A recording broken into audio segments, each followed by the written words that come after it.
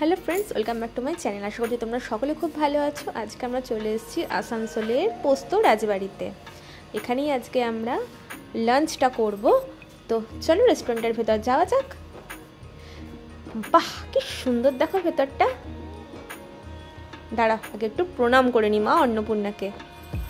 আর দেখো কুলো পাখা দিয়ে কি সুন্দর ডেকোরেশন করা।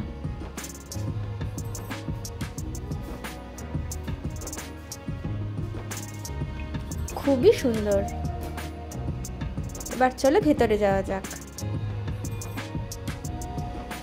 বাহ, চারিদিকে কি সুন্দর দেখো, ছবিগুলো আর চেয়ারগুলো কিন্তু বেশ সুন্দর। তো আমরা এখানে বসে পড়লাম। খুব সুন্দর এনভায়রনমেন্ট, রেস্টুরেন্টের ভেতরটা খুব সুন্দর। রবীন্দ্রসঙ্গীত বাজছে, বাট কপিরাইট হবে বলে আমি সেই গানটা বাদ দিয়ে দিলাম। দেখো কি সুন্দর ডেকোরেশনগুলো। তো চলো এবার খাবার অর্ডার করা যাক। মেনু দেখার পর আমরা তো খাবার অর্ডার করে দিয়েছি। আর এখানে দেখো কাঁসার গ্লাস দিয়েছে, কি সুন্দর প্রদীপ জ্বালিয়ে দিয়েছে। এটা কিন্তু খুব নতুনত্ব। এই প্রথম আমি দেখলাম কোনো রেস্টুরেন্টে এরকম প্রদীপ জ্বালানো। আর দেখো এরকম 4টে জলের বোতল দিয়ে দিয়েছে। খাবার তো অর্ডার করা হয়ে গেছে। তো খাবার আস্তে আস্তে আমরা কয়েকটা ফটো তুলে নিয়েছি।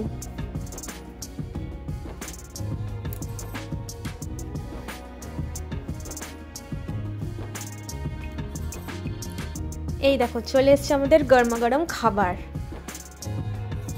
ভাত, ঝুরি আলু ভাজা, লেবু, পোলাও আছে, এটা হচ্ছে পোস্তর বড়া, তার সাথে দিয়েছে রাধা পল্লবী।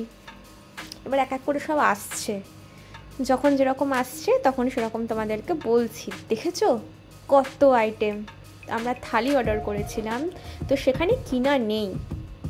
ভাত, ঝুরি আলু ভাজা, পোলাও, পাঁপড়, পোস্তর বড়া, রাধা পল্লবী, ছোলার ডাল, আলু পোস্ত, তারপর হচ্ছে তোমার ধোকার ডালনা, ছানার ডালনা, পায়েস, আলুর দম রাধা পল্লবীর সাথে খাওয়ার জন্য, রসগোল্লা, খেজুর আমসত্ত্ব, চাটনি, ইলিশ মাছ ভাপা, মাছের মাথা দিয়ে কচুর শাক।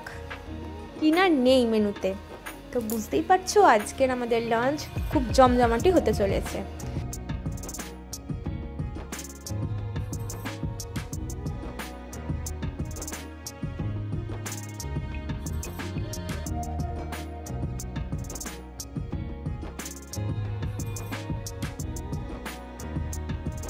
খাওয়া দাওয়া ডান, এবার হচ্ছে বাড়ি ফেরার পালা।